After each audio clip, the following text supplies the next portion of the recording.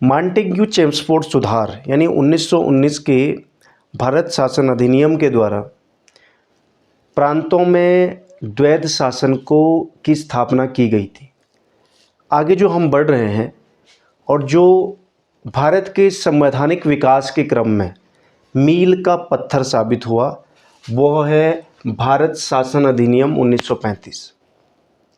यह माना जाता है और यह पाया जाता है कि भारतीय संविधान का 75% भाग 1935 के भारत शासन अधिनियम से लिया गया है और शेष अन्य विदेशों से लिया गया है।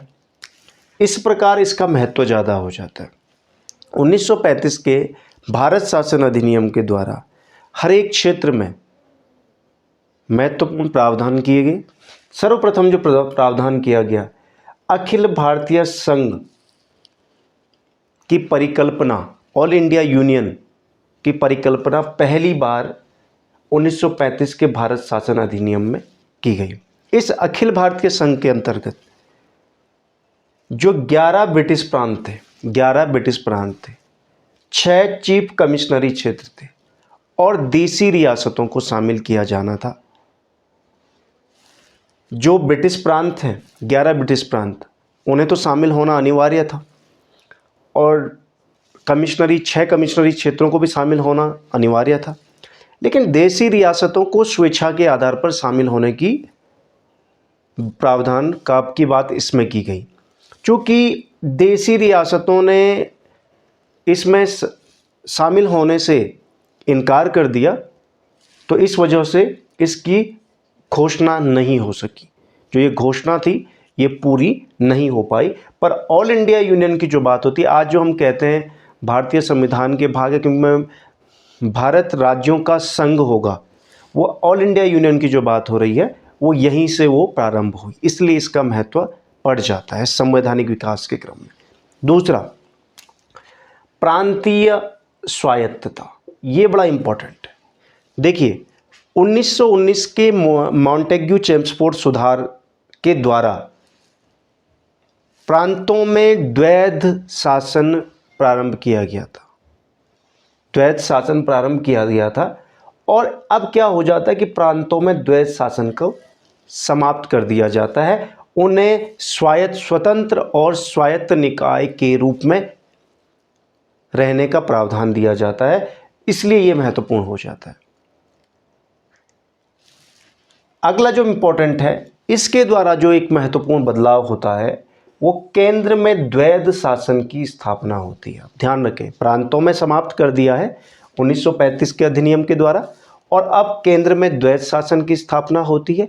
इसके तहत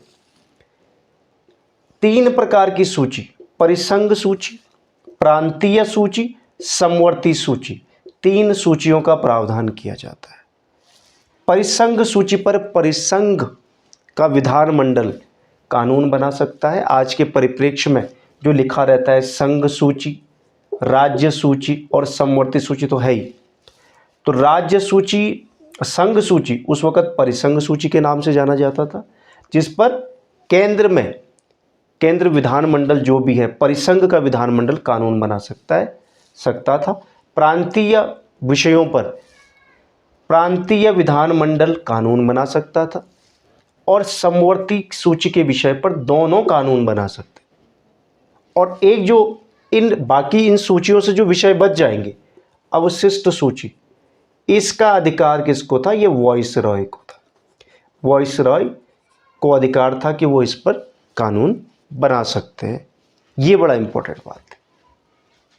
नेक्स्ट जो इंपॉर्टेंट बात आई निकल के कि संघीय न्यायालय की व्यवस्था की गई। ध्यान रखेंगे, ये बड़ा महत्वपूर्ण है। न्यायालयों की जो स्थापना की बात हुई है, एक तो सबसे पहले आपने देखा होगा 1773 के जो एक्ट निकल के आता है, रेगुलेटिंग एक्ट, और उसके तहत 1774 में एक न्यायालय की स्थापना की जाती है कलकत्ता में। अब 1935 के भारत शासन अधिनियम में संघीय न्यायालय यानी एक सुप्रीम तरीके की पूरे देश के एक न्यायालय की जो परिकल्पना की गई या बात की गई, स्थापना की बात की गई, और इसके तहत इसमें एक मुख्य न्यायाधीश और 2 अन्य न्यायाधीश होंगे। ये प्रोविज़न इसमें किया गया, ये भी महत्वपूर्ण है। सबसे बड़ी बात कि सांप्रदायिक निर्वाचन को इसमें प्रोत्साहित किया गया, विस्तार किया गया। आप जानते हैं सांप्रदायिक निर्वाचन का जनक लॉर्ड मिंटो को कहा जाता है। हमने बात की थी कि 1909 के अधिनियम के द्वारा, मार्ले मिंटो सुधार के द्वारा सर्वप्रथम सांप्रदायिक निर्वाचन, मुस्लिम सदस्यों का निर्वाचन किया जाएगा मुस्लिम आबादी के द्वारा। अब यहाँ पर सांप्रदायिक निर्वाचन को और विस्तार दिया जाता है 1935 के अधिनियम के द्वारा, और 1919 में भी उसका विस्तार किया गया, ऐसा नहीं है। और यहाँ पर और विस्तार दिया जाता है, महिलाओं को इसमें शामिल किया जाता है, दलितों, सबसे महत्वपूर्ण, दलितों को इसमें शामिल किया जाता है, और तीसरा मजदूरों को भी इसमें शामिल किया जाता है।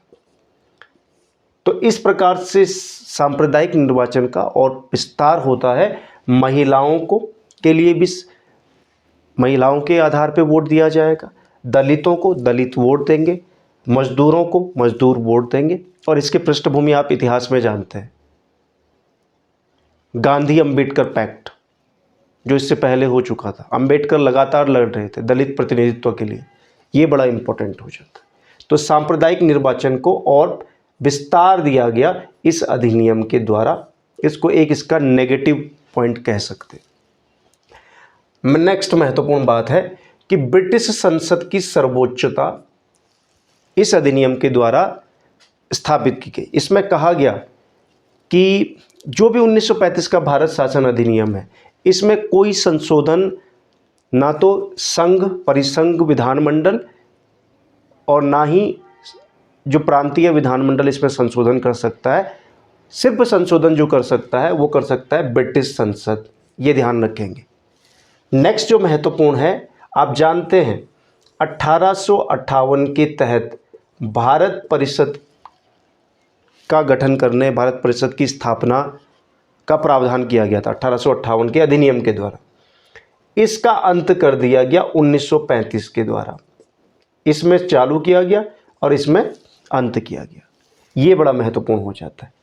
सबसे महत्वपूर्ण बात यह है कि इस अधिनियम में प्रस्तावना का बड़ा अभाव था, प्रस्तावना का अभाव था इसमें जो प्रोविज़न किया गया, जो बर्मा है, म्यांमार है, उसको भारत से अलग कर दिया गया।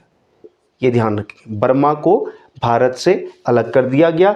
देखिए, साख और मुद्रा पर नियंत्रण स्थापित करने के लिए रिजर्व बैंक ऑफ इंडिया, भारतीय रिजर्व बैंक की स्थापना का प्रावधान इसमें किया गया। आप जानते हैं इसी के तहत 1935 में आरबीआई की स्थापना हो जाती है, जो वर्तमान में भी है।